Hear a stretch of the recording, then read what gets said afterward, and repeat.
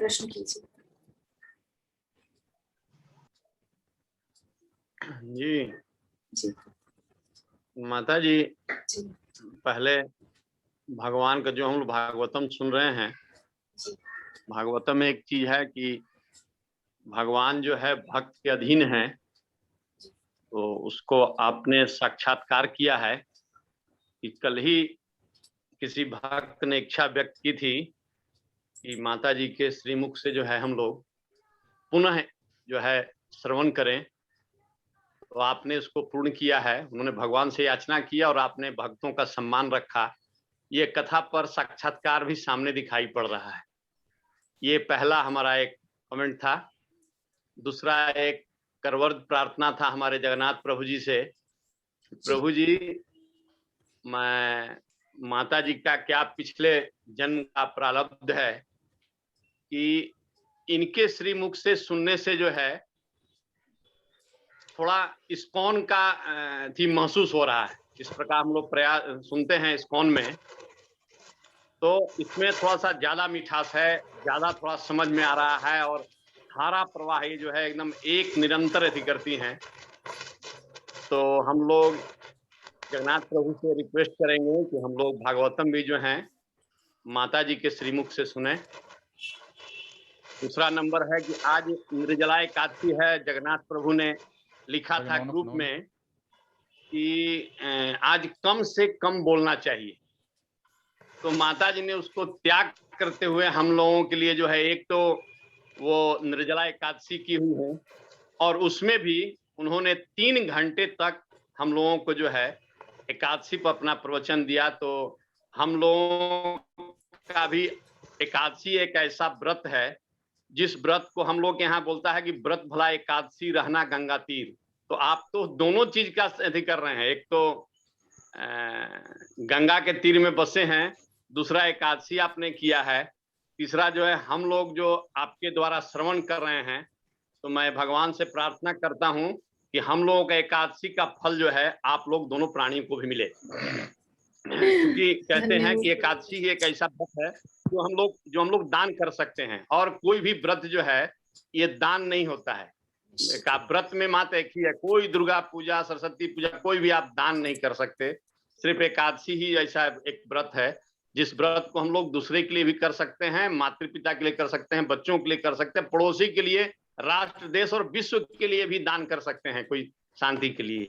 तो आज आपने चूंकि निर्जला एकादशी व्रत में जो है प्रभु जी के आदेश का उन्होंने आज बड़ा सुंदर दिया था कि आप 12 बजे तक करें, 4 बजे तक करें, 7 बजे तक करें, जितना आप यथाशक्ति तथा भक्ति। एक आया था आज बड़ा अच्छा, पहले बार जो है प्रभु जी ने निर्जला पर लिख के भेजा था और उसमें कहा था कि आप बाहर कम से कम घूमें, मंदिर में रहें या घर में रहें, साथ ही जो है बातचीत कम से कम करें।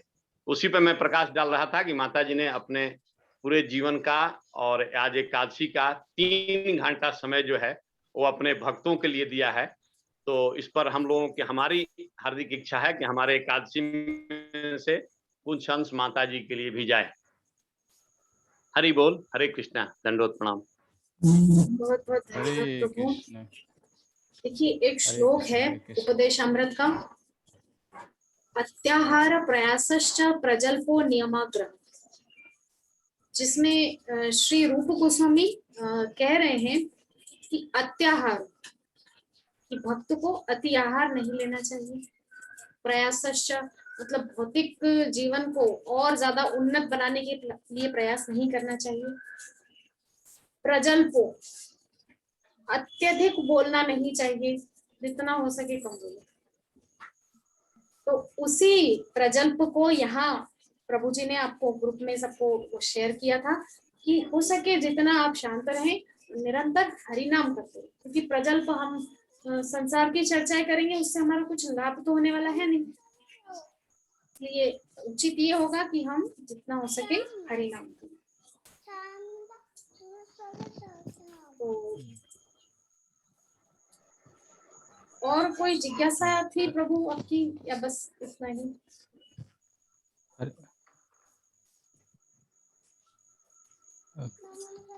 हरे कृष्ण। नेक्स्ट प्रभु जी, राकेश बाबू तो कुछ बोल नहीं रहे। नेक्स्ट हम संतोष प्रभु से पूछना चाहेंगे। हाँ, सबसे पहले संतोष प्रभु अनम्यूट हो जाइए। और सबसे पहले हम लोग जो है 3 बार संतोष प्रभु के लिए हरि बोल बोलेंगे, क्योंकि प्रभु जी आज से जो है एकादशी व्रत प्रारंभ किए हैं। जय हो, तो हरि सभी बोल, हरि हरि बोल, बोल, हरि हरि बोल, हरि बोल, हरि नाम भी कर रहे हैं। हरि बोल। हाँ, अच्छा। हाँ संतोष प्रभु, आपका सवाल।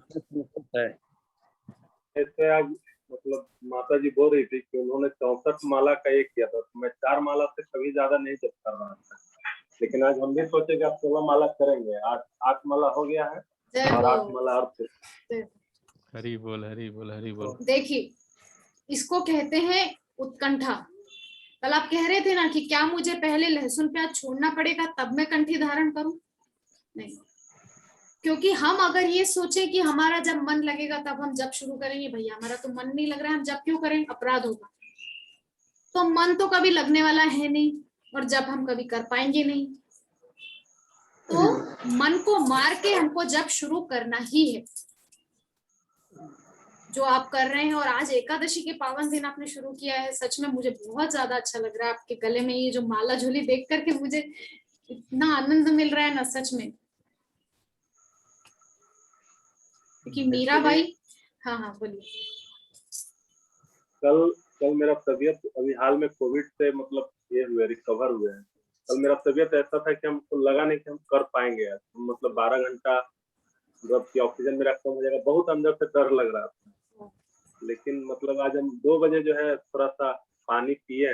अंशुमन सर थे ऑफिस में ही, साथ में ही थे अंशुमन सर। तो बोले सर अब हमसे रहा नहीं जाएगा। और फिर उसके बाद अभी तक है, और देखिए क्या है। इसलिए आप लोग का आशीर्वाद है और आप लोग का प्रेरणा है कि यहाँ तक है।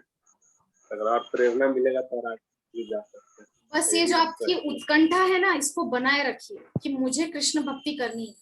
मन लगना होगा जब लगेगा। हरि नाम शुरू कर दिया है आपने, और लहसुन प्याज छूटना है। जिस दिन आपके गले में कंठी आएगी, आपकी चेतना स्वयं वैसी हो जाएगी, आप लहसुन प्याज खुद छोड़ देंगे, और आपके लिए कृष्ण भक्ति के नवीन नवीन मार्ग जो है ना, वो प्रशस्त होने लग जाएंगे। ये मेरी गारंटी है, मेरा निजी अनुभव है, क्योंकि मैं खुद अनुभव कर चुकी हूँ। ये मेरे अपने जीवन के अनुभव है कि मन लगने का अगर हम, जी प्रभु बोलिए। आप लोग जितने भी शुद्ध भक्त हैं ना, अगर आप लोग का आशीर्वाद मिले तो मेरा भी यही मानना है कि इस जन्म में नहीं तो अगले जन्म में तो मिल ही जाएगा। इतना सारा मतलब किधर किधर से हम आए हैं, तो इस जन्म में नहीं तो अगला जन्म में तो मिल ही जाएगा। रास्ते पर लगे, ऐसा मेरा कुछ ऐसा है नहीं। प्रभुपाद भी यही कहते थे भी शुद्ध भक्त कि हमको निरंतर प्रयास करते रहना है।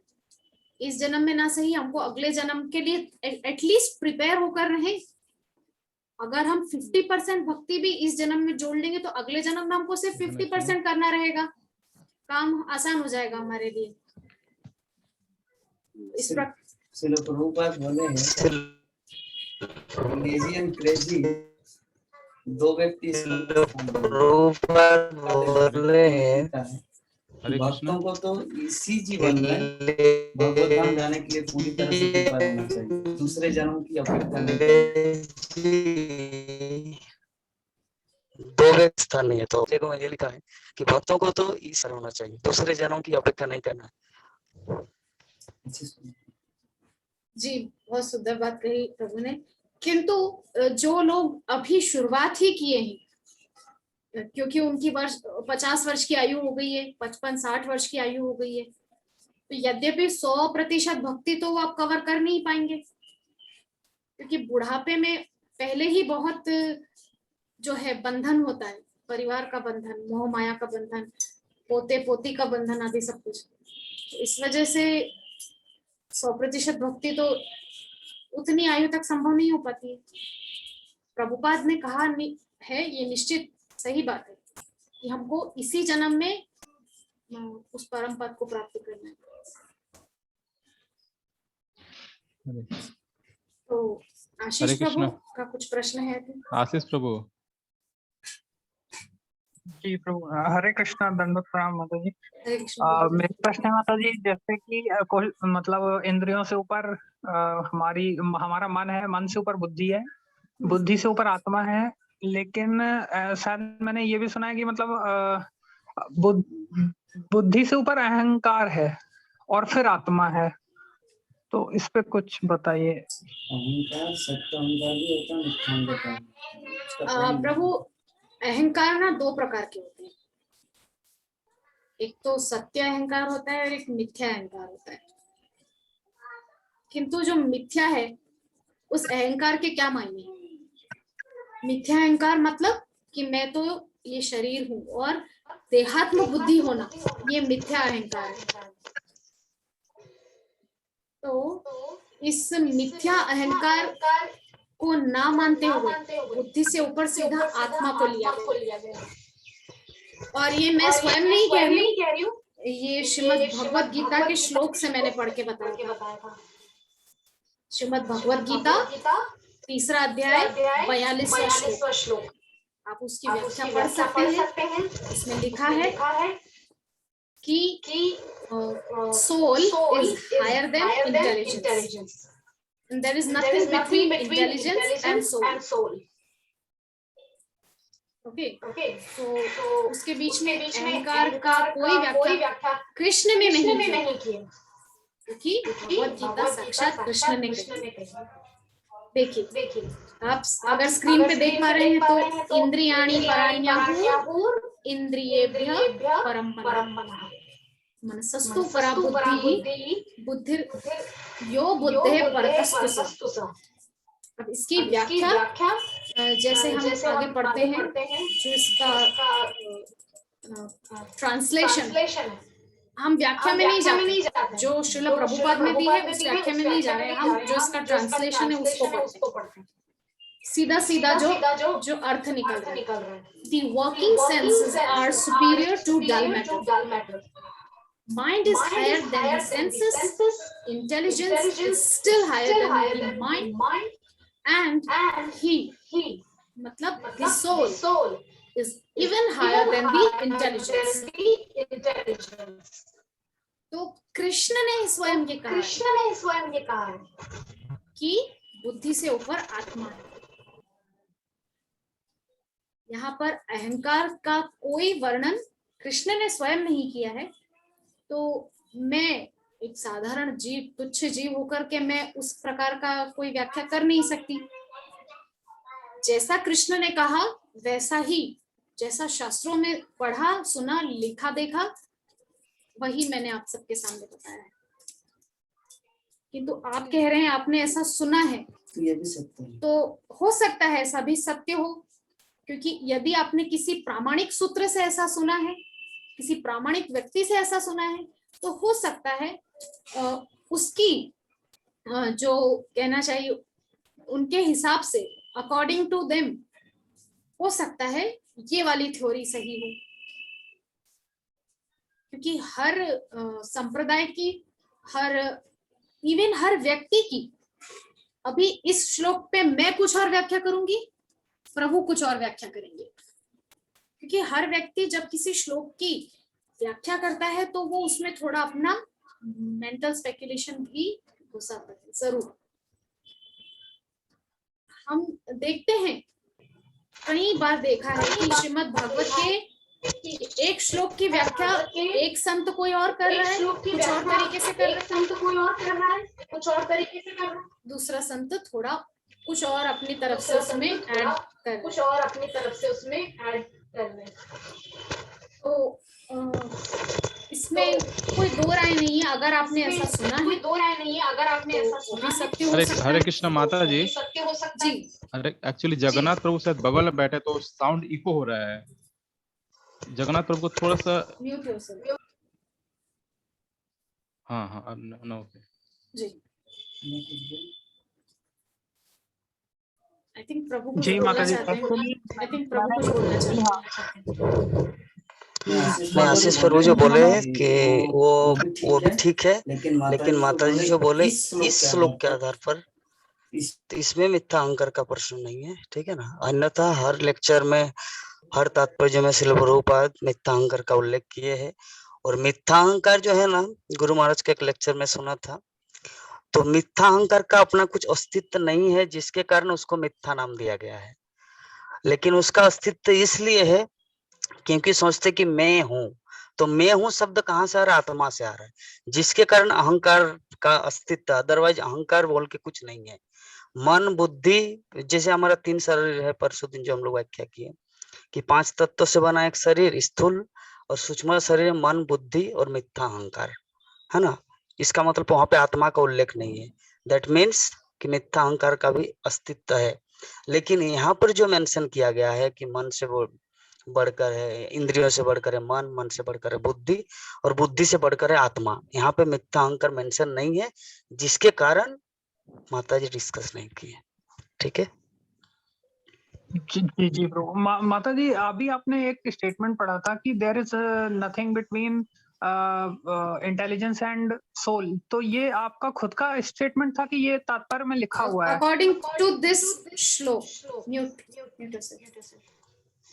लेकिन ऐसा कहीं लिखा नहीं है, वो आपने अपने तरफ से कहा है ना, मतलब इसका आपने वो बताया, निचोड़ बताया है वो, लेकिन कहीं लिखा नहीं है ना ऐसा। हाँ, इस श्लोक के अकॉर्डिंग मैंने बोला था कि इस श्लोक के according there is nothing between mind and intelligence. इस श्लोक के अकॉर्डिंग, यद्यपि आचार्यों ने और अन्य शास्त्रों में जो भाष्य लिखे गए हैं, उनमें टीका लिखी गई है, उनमें जो अलग अलग कमेंट्रीज जो अलग अलग लोगों ने लिखी है, अलग अलग आचार्यों ने लिखी है, उसमें मिथ्या अहंकार को भी स्थान दिया गया है।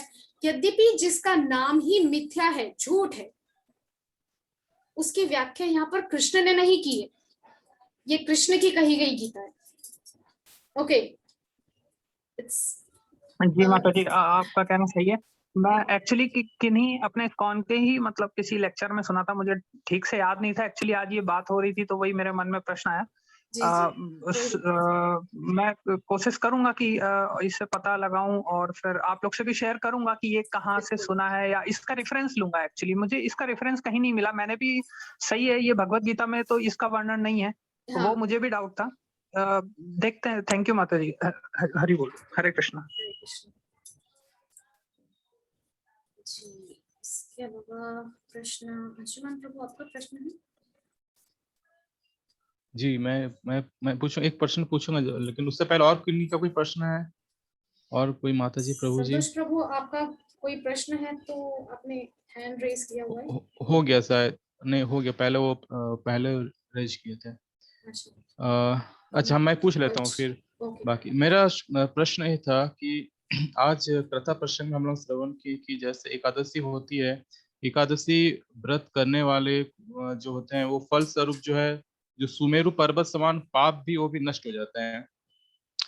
और दूसरा प्रसंग ये भी सुना कि मनुष्य का जो पाप और पुण्य होता है वो एक दूसरे को नहीं काटता है। तो अगर एकादशी करने से पाप का क्षय होता है, तो फिर कौन सा पाप जो है वो उसको मतलब जो पुण्य है, एकादशी फल का पुण्य उसको काट नहीं सकता है? देखिए, यहाँ पर आपका प्रश्न जो है वो बहुत लॉजिकल है। Thank you so much for the question, बहुत अच्छा प्रश्न है। तो यहाँ पर हम एक चीज समझेंगे कि जो हमारे पुण्य होते हैं वो निश्चित तौर पे पापों को नहीं काटते। एक व्यक्ति जिसने जीवन भर पुण्य किए हो, ऐसे महाराज युधिष्ठिर को भी एक क्षण के लिए नरक का मुख देखना पड़ा। क्यों? क्योंकि वो झूठ बोल गए। यद्यपि कृष्ण ने उनको बोला था क्या कि हे महाराज युधिष्ठिर, हे ज्येष्ठ भ्राता युधिष्ठिर, आप बोलिए अश्वत्थामा हता, किंतु नर कुंजर का निश्चय नहीं कर पाए, निर्णय नहीं कर पाने के कारण वो क्या बोल गए? अश्वत्थामा मारा गया, किंतु नर है या पशु है देख लेना, नरोवा कुंजरोवा, महाभारत में सुना होगा आपने। तो ऐसे धर्मराज युधिष्ठिर को भी एक क्षण के लिए नरक का मुख देखना पड़ा। जो महान साक्षात धर्म है, धर्मराज युधिष्ठिर, ठीक है, तो ऐसे महान आत्मा को भी एक क्षण के लिए नरक का मुख देखना पड़ा। तो हम जैसे साधारण मनुष्य की तो क्या कही जाए, हमारे पुण्य तो निश्चित तौर पे ना के बराबर होंगे और पाप अनंत होंगे। तो वो जो हमारे कुछ पुण्य हैं सुई की नोक के बराबर, उस सुमेरु पर्वत के बराबर पाप को काटने से तो रहे, काट तो सकते नहीं।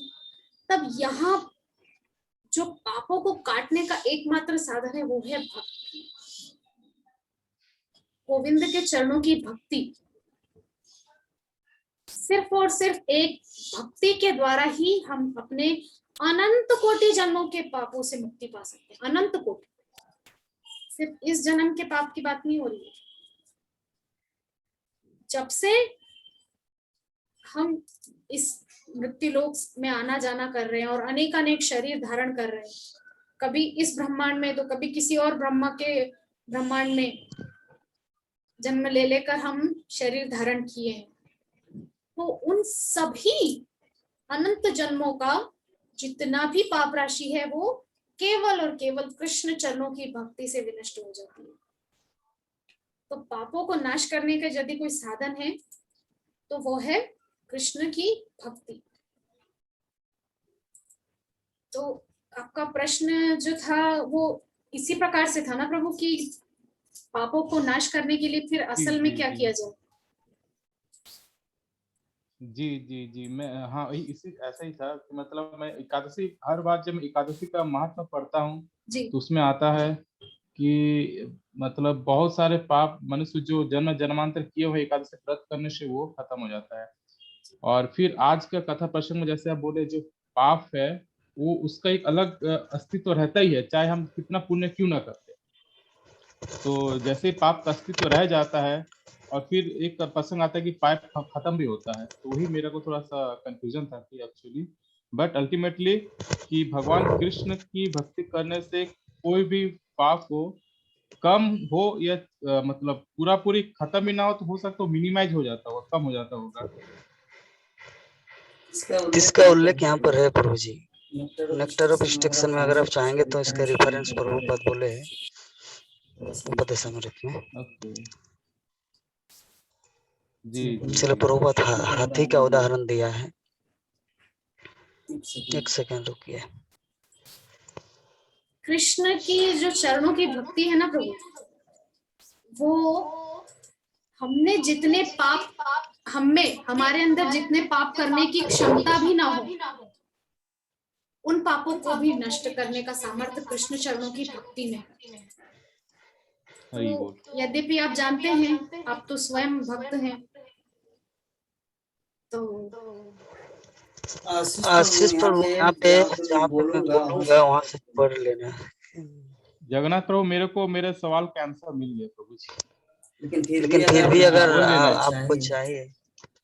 नहीं नहीं नहीं नहीं नहीं नहीं, जो माता जी लास्ट में जो शब्द बोले ना, बस उससे मेरे को आंसर मिल गया। बाकी मैं देख लूंगा, आप जो रेफरेंस दिए हैं। जी प्रभु, मैं रेफरेंस जो आप दिए हैं मैं उसको देख लूंगा। एक लाइन पढ़िए यहाँ से, ये कंटिन्यू कॉन्शियसनेस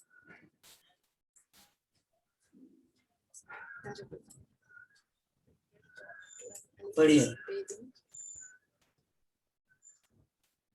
आशीष प्रभु पढ़िए।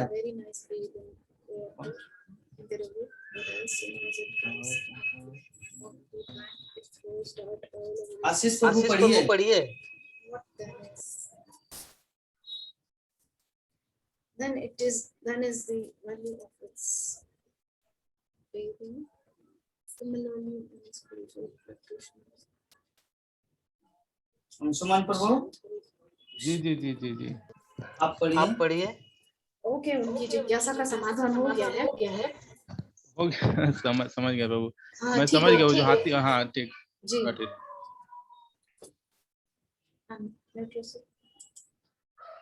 ठीक है, समझ गया प्रभु। उनको उस हाथी जैसा नहीं बनना है। हाँ, तो कहने का तात्पर्य ये है कि हम मनुष्यों में जितने पाप करने की सामर्थ्य भी नहीं है ना, भक्ति में उतनी सामर्थ्य है कि उतने पापों को भी नष्ट कर देती है। तो यद्यपि आपका जो प्रश्न था कि पापों का अस्तित्व जस का तस रहता है, चाहे हमारे कितने भी पुण्य हो, तो ये हम महाराज युधिष्ठिर के प्रसंग से समझ ही सकते हैं कि यद्यपि वो इतने पुण्यशाली थे, निरंतर पुण्य ही करते थे, किंतु फिर भी पाप का एक अंश तो उनको भुगतना ही पड़ा, नरक का मुख देखना ही पड़ा। तो पापों को काटने का एकमात्र साधन है कृष्ण भक्ति। चलिए इसके बाद पंकज विश्वकर्मा जी प्रभु, अनम्यूट कीजिए और आपका प्रश्न जो भी आप पूछिए। हरे कृष्णा माता जी, दंडवत प्रणाम। हरे कृष्ण प्रभु, दंडवत प्रणाम। और जितने भी समस्त वरिष्ठ वैष्णव उपस्थित है सभी के चरण कमलों में मेरा दंडवत प्रणाम स्वीकार करें। माता जी, मेरा प्रश्न ये था कि हम मतलब काम करते हैं कारपेंटर का, तो जैसे कि काम करने जाते हैं तो वहाँ पे होटल में प्याज लहसुन वाला भोजन खाना पड़ता है। तो और हम पिछले वर्ष भी निर्जला एकादशी रहे थे, तो इस बार भी सोचे कि रहेंगे, तो 2 दिन से प्याज लहसुन बंद करके आज निर्जला एकादशी रहे हैं। तो कुछ लोग ऐसा बोल रहे थे कि आप निर्जला एकादशी माता का अपराध कर रहे हैं, ऐसा प्याज लहसुन करके क्यों कर रहे हैं? हम लोग तो 1-1 महीना से प्याज लहसुन बारते हैं तब जाकर करते हैं। तो इसको थोड़ा कंफ्यूजन क्लियर कीजिए माता जी। देखिए प्रभु, ऐसा है, सबसे पहली बात तो प्याज लहसुन को आमिष की श्रेणी में वैष्णव संप्रदाय में देखा जाता है। ठीक है, मांस की श्रेणी में रखा जाता है, आमिष की श्रेणी में। ठीक है ना? तो आपकी जो श्रद्धा है ना, वो देखकर मुझे बहुत अच्छा लग रहा है कि आप 2 दिन उसको छोड़ करके एकादशी के लिए अपने आप को तैयार कर रहे थे। किंतु आपको जो है लोगों की परवाह नहीं करनी है। ठीक है, क्योंकि दुनिया कैसी है ये हम एक कथा से समझते हैं कि एक गांव में एक पति पत्नी उनका बेटा तीनों रहते थे। उन्होंने सोचा चलो हम शहर में जाते हैं। तो बीच में कई गांव आते, तो साथ में उन्होंने अपना एक जो गधा उन्होंने पाल रखा था उसको ले लिया साथ में। अब तीनों पैदल चल रहे, गधा को पकड़ के चल रहे। ठीक है, तो लोग देखकर, एक गांव आया तो लोग देखकर हंस रहे हैं, देखो कैसे मूर्ख लोग हैं, इनके पास वाहन है फिर भी पैदल चल रहे हैं। तब सोचा कि बात तो सही है, तीनों बैठ गए। अगला गांव आया, लोग बोलने लगे देखो कैसे पागल है कि गधे की जान लेंगे, गधे पर बैठकर सवारी करते जा रहे हैं। वो पिता ने सोचा कि एक काम करते हैं, पुत्र को बिठा देते हैं और हम दोनों पैदल चलते हैं। तब अगले गांव में लोग बोलने लगे कैसा नीच पुत्र है जो माता पिता पैदल चल रहे हैं और खुद बैठा है। तब उस व्यक्ति ने सोचा कि चलो इसको उतार देते हैं, हम दोनों बैठ जाते हैं। तब वो दोनों बैठ गए, पुत्र पैदल चल रहे। अगले गांव में लोग बोलने लगे कैसे मूर्ख लोग है, छोटा बच्चा पैदल चल रहा है, दोनों गधे पर बैठ के सवारी से चल रहे। तब तीनों उतर गए, फिर गधे से उतर के चलने लगे। अगला गांव आया, फिर लोग बोलने लगे कि कैसे मूर्ख लोग हैं, साथ में वाहन है और पैदल चल रहे हैं। फिर तीनों गधे पे बैठ गए। तो कहने का मतलब ये है कि आप जितना ज्यादा लोगों की परवाह करेंगे कि लोग ऐसा सोचते हैं वैसा सोचते हैं, तो भक्ति मार्ग में तो सबसे बड़ी समस्या यही है कि सबसे बड़ा रोग क्या कहेंगे लोग। किंतु भक्ति में हमको दुनिया को प्रसन्न नहीं करना है। अगर आपको दुनिया को प्रसन्न करना है तो आप भक्ति मत करो। यदि आपको कृष्ण को प्रसन्न करना है तो आप भक्ति मार्ग पे आओ। ये भक्ति मार्ग का एकमात्र उद्देश्य है कृष्ण की संतुष्टि, कृष्ण को सेटिस्फाई करना। मेरे जीवन का उद्देश्य कृष्ण को संतुष्ट करना होना चाहिए। आप जो कह रहे हैं कि लहसुन प्याज आप छोड़े, बहुत अच्छी बात है, और अगर आप छोड़ सके तब तो बहुत ही अच्छी बात है। आपके घर में वैसे कौन कौन है प्रभु? कोई भोजन बना के देने वाला हो तो आप घर से ही लेकर आइए, होटल का खाना ना पड़े आपको। नहीं माता जी, एक्चुअली हम काम करते हैं किसी दूसरे के अपने अधीन में, तो हमको खाना भी बनाना पड़ता है, तो उनके हिसाब से बनाना पड़ता है। एक्चुअली हम बोलते हैं तो हम सबसे जूनियर हैं, तो उन लोग की बात भी टालने में मुश्किल है थोड़ा। तो इसीलिए अभी में है, लेकिन हम सोच रहे हैं कि आप लोगों की कृपा से और भगवान की कृपा से हमको ऐसा मतलब गृहस्थ जीवन मिले जिसमें कृष्ण भावनामृत जीवन बिता सके। आपकी इच्छा है ना, तो जैसी इच्छा भक्त की होती है ना, कृष्ण उसको अवश्य पूर्ण करते हैं। ये मैं अपने निजी अनुभव से बता रही हूँ। जैसे जैसे हम इच्छा करते हैं, मेरी इच्छा थी पिछले साल, बहुत तीव्र उत्कंठा थी कि किसी अभक्त से शादी हो, एटलीस्ट इस्कॉन के भक्त से ही शादी हुई। तो इस प्रकार से प्रभु के साथ शादी हुई और बहुत बहुत कृपा हुई महाप्रभु की, श्री राधा माधव की। तो आपके अंदर जो ये इच्छा का जो बीज अंकुरित हुआ है ना, कि आप कृष्ण भावनामृत अपने जीवन में घोलना चाहते हैं, अपने जीवन को कृष्णमय बनाना चाहते हैं, आपकी इच्छा को कृष्ण पूरा करेंगे। और देखना आप खुद कुछ ही दिनों में आपके जीवन में उसकी पूरी सेटिंग कृष्ण खुद करेंगे। ये मेरे खुद के जीवन का अनुभव है। कृष्ण व्यवस्था लगाते हैं अपने भक्तों के लिए, वो खुद व्यवस्था लगाते हैं। कितनी भी विषम परिस्थिति हो, प्रहलाद जी महाराज तो अपने दैत्य पिता के साथ रहते थे महल में दिन भर, कैसे वो भजन वगैरह सब कर पाते थे? किंतु कृष्ण ने व्यवस्था लगाई तभी तो कर पाए ना। तो आप निश्चिंत रहिए, आपके जीवन में भी कृष्ण सब वैसी व्यवस्था लगाएंगे। मैं कुछ नहीं करूंगी, कोई कुछ नहीं करेगा, कृष्ण करेंगे, क्योंकि जो सामर्थ्यवान है मैं उसी पे भरोसा करती हूँ, और सामर्थ्यवान केवल कृष्ण है। कृष्ण अपने किसी भक्त के माध्यम से आपके जीवन में कृष्ण भावनामृत घोलेगा। ये मेरा अपना एक क्या बोलना चाहिए, मेरा अपना जो मत है, मेरा अपना वो है, एक मेरा अपना मत है। मुझे इस वक्त वो वर्ड याद नहीं है, मेरा अपना ओपिनियन है एक्चुअली, कि मुझे ऐसा लगता है कि कृष्ण किसी ना किसी भक्त के माध्यम से आपको कृष्ण भावनामृत की ओर ले जाएंगे, बहा कर ले जाएंगे। एक ऐसी धारा आएगी ना, तेज धारा, और आप अपने आप को कृष्ण भावनामृत में पाएंगे, निश्चित ही। हरे कृष्ण। जाकी रही भावना जैसी, प्रभु मूरत देखी तिन तैसी। बिल्कुल सही प्रभु। इसके कृष्णा अलावा प्रभु जी, हरे कृष्णा माता जी कुछ बोल रहे हैं प्रभु जी, बोलिए प्रभु। सभी वैष्णवों को आप मतलब जितने भी वैष्णव सुन रहे हैं उनको संबोधित करने के लिए, और आपको भी जगन्नाथ देवदास प्रभु जी को भी मेरे मन में एक भाव आया, उसको प्रकट करना चाहता हूँ। आज्ञा दीजिए माता जी। जी प्रभु बोलिए। एगो भजन हम सुने थे ऐसे ही लाल गोविंद प्रभु जी के मुख से जी, कि साधु संगे कृष्णा भक्ते यदि श्रद्धा हैले, लव मात्र साधु संगे सर्व सिद्धि हैले। साधु संगे कृष्णा भक्ते यदि श्रद्धा हैले, लव मात्र साधु संगे सर्व सिद्धि हैले। हरे कृष्णा कृष्णा कृष्णा हरे हरे, हरे राम राम राम हरे हरे। हरि बोल प्रभु जी। तो आपकी जैसी भावना है आपको वैसा ही आपके जीवन में हो जाएगा, आप निश्चिंत रहिए। इसके अलावा कोई जिज्ञासा, क्योंकि अब समय बहुत ज्यादा। कोमलधारी प्रभु, विश्वनाथ प्रभु, कुछ जिज्ञासा?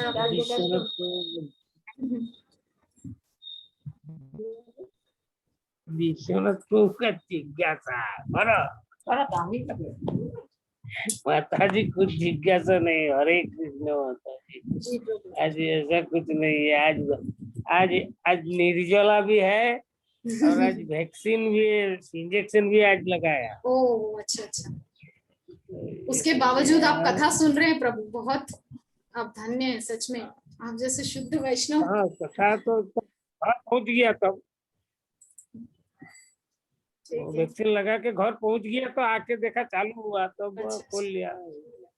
ठीक है प्रभु, बहुत अच्छी बात है। इसके अलावा कोमलधारी प्रभु आपका कुछ प्रश्न?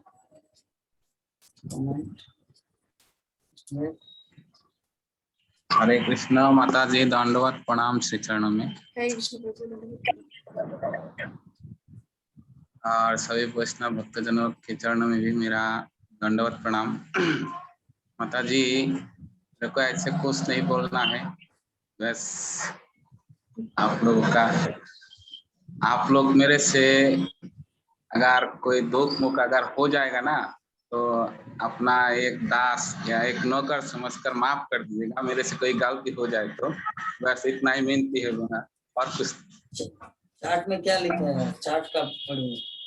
आप कुछ लिखे थे प्रभु चैट में? हम समान प्रभु पढ़ देंगे। ये जगन्नाथ प्रभु जी के चरणों में मेरा ये है निवेदन है।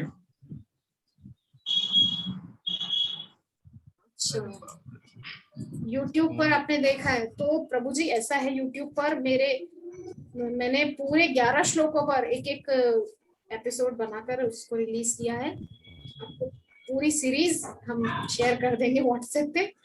आप पूरे 11 श्लोकों पर जो मैंने व्याख्या की है उसको आप सुन सकते हैं उपदेश अमृत पे।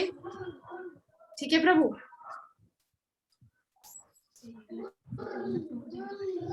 फिर भी थोड़ा माता जी वो शायद और आज की कथा को विराम देंगे। वो शायद आपका क्या विश्वकर्मा प्रभु जी, उसका नाम क्या है?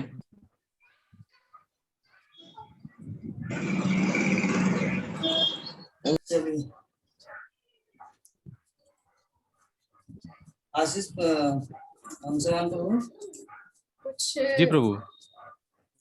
तो 6 बज गया। किसी की भी कोई जिज्ञासा हो तो पूछिए, वरना हम यहीं पर वंशाकल्पतरु करके आज के सत्र को विराम देते हैं। अर्चित प्रभु कुछ बोलना चाह रहे थे। अर्चित प्रभु, हाँ बीच में कुछ मन हो रहा था, मतलब राकेश प्रभु रांची कुछ बोलिए प्रभु। हम तो प्रभु आपके फैन हो गए कि आप एक ही दिन में एक ही प्रभु जी का कथा में भागवतों आप सेठ आपका घर में पहुंच गए। अब रांची में आपसे जल्द मुलाकात होगी प्रभु। बिल्कुल प्रभु जी, जल्द मिले।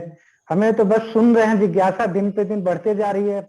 हम तो अज्ञान थे, अब भक्ति में शुरू हो गए हैं तो लगे जा रहे हैं। कुछ सुनकर रोज कुछ न कुछ ज्ञान रूपी अमृत अपने आप को पान होता जा रहा है और कुछ न कुछ नया कुछ सुनने और सीखने को मिल रहा है। तो फिलहाल अभी मेरे तरफ से कोई क्वेश्चन नहीं है प्रभु जी। तो जब भी इच्छा हो, जब भी मिलने के लिए हम हमेशा अवेलेबल हैं। जी प्रभु जी, आपसे पर्सनली बात करके और कोई हमारे बीच प्रभु जी जगन्नाथ पर मनोरमा देवी माता जी कोई थे, अगर वो हैं तो अर्चित प्रभु दो शब्द बोलिए। क्या कुछ बोलना चाह रहे? हाँ अर्चित प्रभु। मनोरमा देवी माता जी जो हैं नंद किशोरी सिस्टर उनको ज्वाइन कराई हैं। कल ही बोली थी कि भाई ग्रुप में ज्वाइन कर दीजिए। वो आज ज्वाइन की है और डेली कथा सुनने की इच्छा व्यक्त किया था उन्होंने। तो नंद किशोरी सिस्टर ने कहा कि भाई ग्रुप में डाल दीजिए, बोकारो से सेक्टर 8 से हैं। जी बहुत अच्छी बात है। और आज उन्होंने प्रारंभ किया सुनना। माता जी के कथा में देख रहे हैं 20-21 माता जी की कथा में जनसंख्या बढ़ते जा रही है। आपने केयर किया कि नहीं 2 दिन से आशीष प्रभु? जी जी प्रभु जी जी जी जी जी प्रभु। मैं देखा संख्या का 24 चला गया। बहुत लोगों को जुड़ने नहीं आ रहा है, बहुत परेशानी हो रही है। तो संख्या बढ़ रही है माता जी के। इसका मतलब हम बोला ना कि पहला कुछ प्रारब्ध है, पिछले जन्म का कुछ अति है, इसलिए और भाव आ रहा है। थोड़ा सा आनंद जो है ना, जो इस्कॉन का मेन है आनंद में कृष्ण भगवान का, आप भी अनुभव कर रहे होंगे कि थोड़ा सा जो है चार्मिंग अधिक जो है बोलने की शैली और समझाने की शैली और अति जो है महसूस कर रहे हैं ना आप प्रभु जी? एकदम प्रभु, हरि बोल। हाँ प्रभु, इसीलिए हमने करवत प्रार्थना किया कि भाई अगर जो आप कंटिन्यू करें तो हम लोगों को और अच्छा जो है जगन्नाथ प्रभु जी से हम लोग अति लेंगे, परमिशन लेंगे इसके लिए। जी जी जी। और गीता माता जी आज नहीं दिखे एक बार भी, शायद कथा में तो हैं। हरी बोल। माता जी अनम्यूट हो जाइए थोड़ा सा। हरी बोल। हाँ, हरे कृष्णा सभी को। हम तो थे लेकिन थोड़ा सा यहाँ पे पूजा था बगल में, तो वहां जाना पड़ गया था, इसलिए मैं YouTube में देखूंगी। ज्यादा नहीं सुनी, थोड़ा बहुत सुन पाई थी। हाँ, तो माता जी है ना अभी, माता जी अभी है ना अपने बीच में? जी जी हाँ हाँ है अब सुन सकते हैं आपको, बोलिए। हाँ, प्रणाम, दंडवत प्रणाम माता जी। दंडवत प्रणाम। तो हम हाँ, वो क्या हुआ कि आज निर्जला रखने बोले, हम तो रखे हैं, लेकिन निर्जला में क्या है कि वो पंचामृत लेके आए थे, तो अब प्रसाद को तो अपन नहीं चाहिए ऐसे तो बोल नहीं सकते, सत्यनारायण कथा था तो मैंने उसको ले ली। उसमें उसका थोड़ा कुछ है क्या सब निर्जला के लिए प्रसाद ग्रहण कर ली मैंने। देखिए ऐसा है कि निर्जला एकादशी के दिन तो जगन्नाथ का जो प्रसाद होता है, वो महाप्रसाद होता है जगन्नाथपुरी में, वो भी निषिद्ध है। अच्छा क्या? तो मैंने ही ले ली। अब आप ले लिए हैं तो कोई बात नहीं, आप ठीक है, फिर से जहां आप ले लिए उसके आगे से फिर आप कंटिन्यू कर दीजिए निर्जला उसको। हाँ, वो तो है, अभी भी हूँ। तो ठीक है, बाकी कृष्ण तो है ही बड़े दयालु, तो निश्चिंत रहिए आप। लेकिन हाँ, कुछ चीजों का हमको ध्यान रखना चाहिए कि हमको व्रत को पूरी कंसंट्रेशन के साथ, पूरी कॉन्शियसनेस के साथ जो है पालन करना चाहिए। ठीक है, कोई इतना बड़ा इशू नहीं है, आपने पंचामृत ही लिया है, भगवान का ही प्रसाद है। ठीक है, इसके अलावा कोई क्वेश्चन हो तो ठीक है। उसमें भी हाँ, वैसे भी सुनने में आया था कि सत्यनारायण कथा में आता ही है प्रसाद का अवहेलना नहीं करना चाहिए जी। अब दोनों दुविधा हो गई मुझे। हाँ। अब नहीं लो तो वो भी, इस बार भी थोड़ी इधर भी, दोनों तरफ गड्ढा और खाई वाला हिसाब हो गया। जी। तो उस परिस्थिति में आपको क्या करना चाहिए, आपको वो प्रसाद लेकर के रख लेना चाहिए और आपको ऐसे बोलना चाहिए कि जब मेरा व्रत पूर्ण होगा, जब मैं पारणा करूंगी तो मैं उस प्रसाद को ग्रहण करूंगी। तो वो जो सामने वाला व्यक्ति है वो वैसे ही समझ जाएगा कि नहीं भैया, निर्जला एकादशी का महत्ता तो बहुत ऊपर। वो तो रखी हूँ, उसको तो प्रसाद रखी हूँ, जो हाथ में देते हैं ना, हाथ में ला के रखे वैसा वाला उस समय। हाँ, उसको अब सबको दे रहे तो दे रहे, अपन नहीं चाहिए प्रसाद ऐसा तो बोल नहीं सकते ना, परिस्थिति एकदम। उतना आप ग्लानि मत कीजिए। ठीक है, इसके अलावा यदि कोई जिज्ञासा हो तो ठीक, नहीं तो हम यहीं पे विराम करते हैं। वाचा करके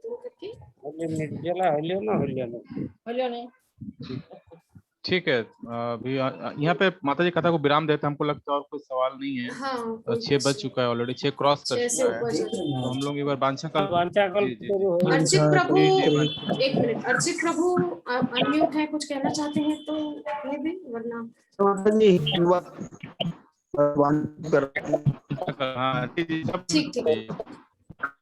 ठीक है प्रभु।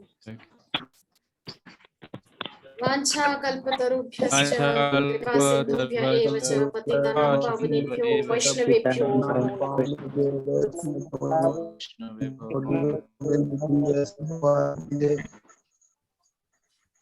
श्रीमद् भागवतम महापुराण की जय। एकादशी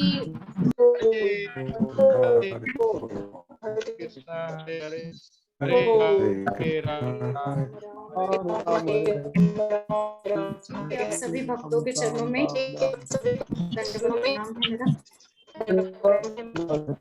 ठीक है। हरे कृष्ण।